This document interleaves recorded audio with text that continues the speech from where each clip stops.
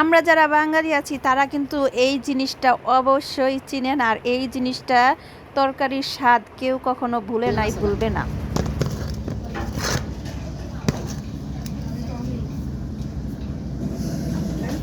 একটু খুঁজলা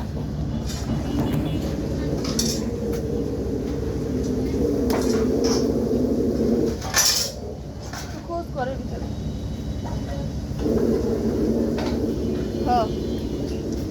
পাইলে দিব।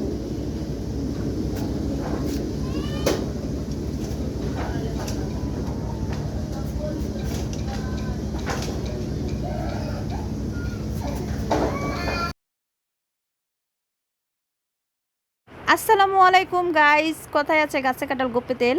তো কাঁঠাল খাওয়ার যতটুক মজা তার চাইতে অনেক অনেক বড় ধরনের কষ্ট হচ্ছে কাঁঠাল কাটা বাছা। তো কাঁঠালটা শুধু কাটলেই হবে না, একটা একটা করে কোষ থেকে কাঁঠালের বিচি আলাদা আলাদা করে তারপরে পরিষ্কার করে রান্না করতে হবে। এর চাইতে খাওয়ার চাইতে না খাওয়াই ভালো। তা কিন্তু বছরে এই যে এরকম আমাদের এই যে বাঙালিরা কাঁচা কাঁঠালের তরকারি খুবই প্রিয় অনেকের, যেহেতু আমার শ্বশুরবাড়ি আমাদের সবারই প্রিয়, কিন্তু আমার বাচ্চারা কেউ খায় না। তাছাড়া আমরা বড়রা যারা আছি আমাদের সবারই কাঁচা কাঁঠালের তরকারিটা অনেক প্রিয়। কাঁঠালের দিন আসলেই আমরা এই যে কাঁচা কাঁঠালের তরকারি খাওয়ার জন্য পাগল হয়ে যাই। তো আমরা এটারে বলি কতু। তো এটা গরুর গোস্ত দিয়ে মুরগির গোস্ত দিয়ে ভালো লাগে, তার চাইতে বেশি ভালো লাগে এই যে এরকম মসুরির ডাল দিয়ে রান্না করতেছি না, মুরগির গোস্ত গরুর গোস্ত ফেল অনেক মজা লাগে। অর্ধেক বাইসে তারপরে এই যে রান্না করতেছি। আর আমার শাশুড়ি এক জায়গায় যাব, মানে মানে আমাদের কাঁঠালের পিছনে সময় দেওয়ার সময় নেই, আমাদের আরও অনেক কাজ আছে। তো যেহেতু উনি মুরব্বী মানুষ, উনি কাঁঠাল কুঠাল কাটার বিষয় ভালো বুঝে কাটে সুন্দরভাবেই, আর পরিষ্কারও মানে সিস্টেমটাও সুন্দরভাবে বের হয়ে যায় ক্রুয়াটা। তো এই যে কাটার পরে আমরা দুজনে বাছছি, বাইসার রান্না চড়াইছি। তো অনেকে অনেকভাবে খায়, কাঁঠালটা অনেকে সিদ্ধ দিয়ে পানি ফালে নিয়ে খায়, তারপরে বলে যে করে ভাজে তেলের মধ্যে, কিন্তু আমাদের কাছে এরকমভাবে রান্না করতে ভালো লাগে। তো আমার এই কাঁঠালের তরকারি রান্নাটা কার কাছে কেমন লাগছে জানি না, যদি ভালো লাগে তাহলে লাইক কমেন্ট শেয়ার করে দেবেন।